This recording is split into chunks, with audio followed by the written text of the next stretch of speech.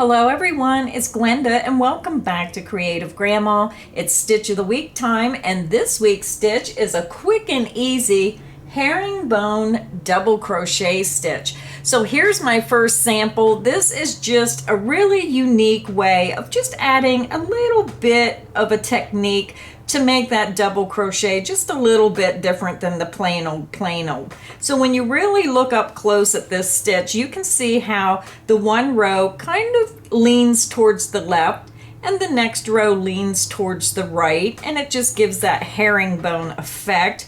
Very pretty stitch pattern. Now there really is no multiple for this stitch pattern. You just chain any number of chains you want until you get to the width you want, and then you add 2 more chains. So simple pattern. It's a 1 row repeat.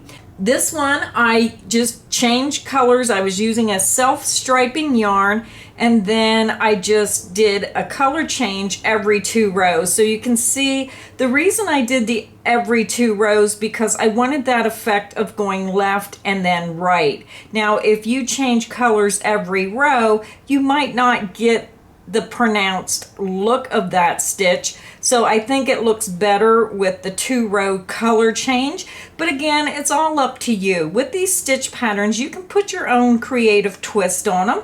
And this is just what it looks like, changing colors every 2 rows. My second sample is this pure white sample, and you can see that stitch definition a little bit more. This is the right side, and then when you turn it over on the wrong side, it still looks the same. So you can see how those stitches really have that nice look of an arrow. And it's just a nice twist. Instead of the same old double crochet straight up and down, this just gives it a really nice look with those stitches.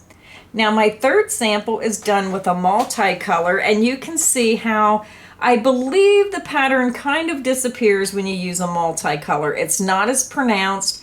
You see the color changes, but it takes away from the design itself. So again, it's all up to you. This is the right side. When I turn it over, that's the wrong side.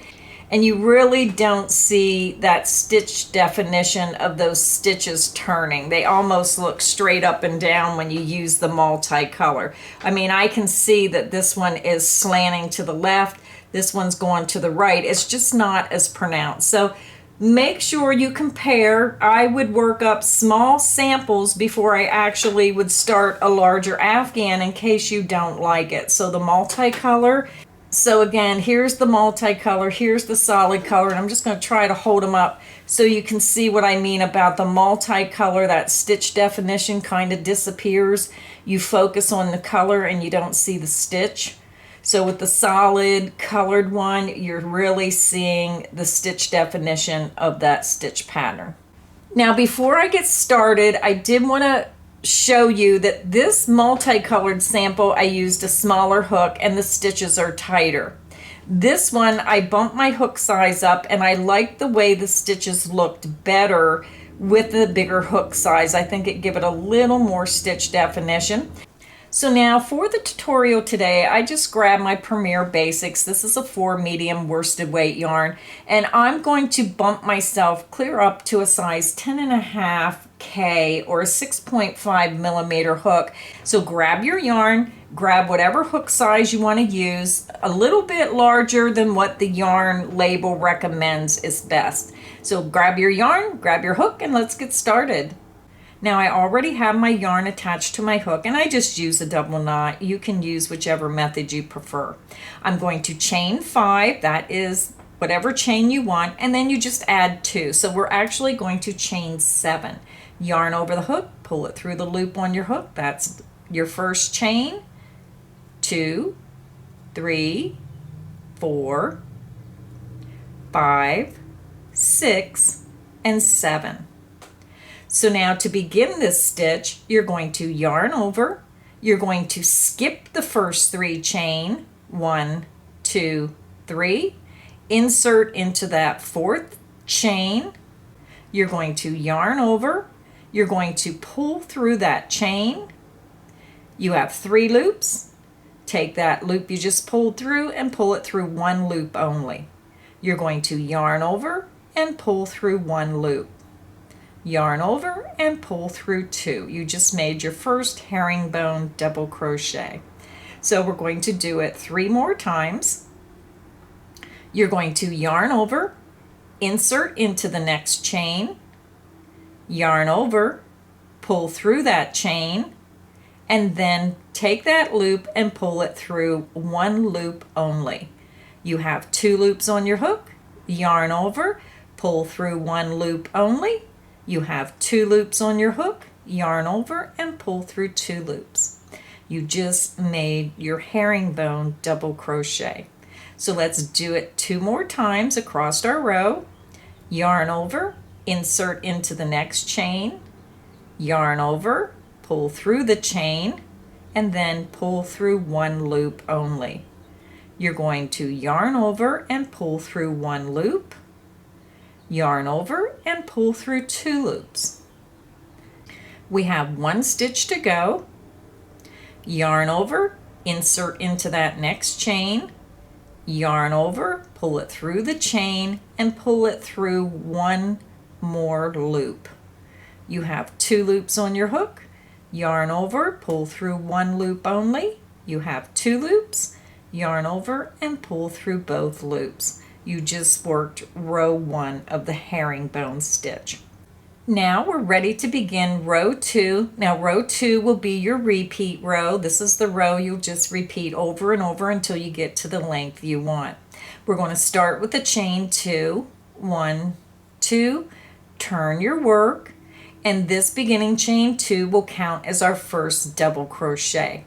Now a chain 3 usually is the first double crochet, but this pattern tends to gap if you use the chain 3. So with the chain 2, it keeps that row tight and snug and you don't get those gaps. So that's why we're chaining 2. You're going to yarn over.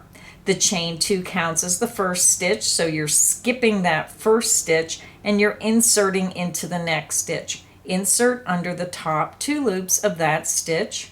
You're going to yarn over, pull back through that stitch, and then through 1 loop on your hook.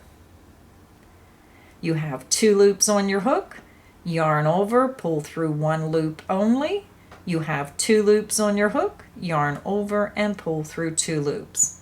So let's do it across the row. So that is our repeat. You're working the same stitch in each stitch across. Yarn over, insert underneath the top 2 loops of that next stitch, yarn over, pull back through that stitch, and pull through 1 loop only on your hook. Yarn over, pull through 1 loop. You have 2 loops on your hook, yarn over, and pull through all 2 loops on your hook. Again, that is how you do the herringbone double crochet stitch. We have 2 to go. You're going to yarn over, insert under the top 2 loops of that next stitch, yarn over, pull through the stitch, and pull through 1 loop only on your hook. You have 2 loops, yarn over, pull through 1 loop only. You have 2 loops, yarn over, and pull through 2 loops. Your stitch is made. So when you get to the end of the row, you're going to notice you have your ending turning chain. So we're going to work 1 more herringbone double crochet right into the top of that turning chain. You're going to yarn over, insert into the top of that turning chain, yarn over, pull through that chain, and then pull through 1 loop on your hook. You have 2 loops on your hook, yarn over, pull through 1 loop only. You have 2 loops on your hook, yarn over, and pull through 2 loops. And that is how you do the herringbone double crochet.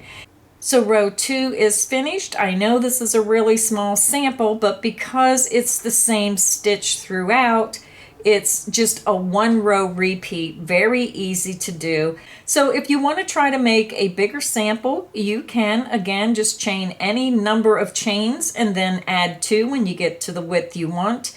And just click back on the video if you want to continue and keep practicing before you start something really big.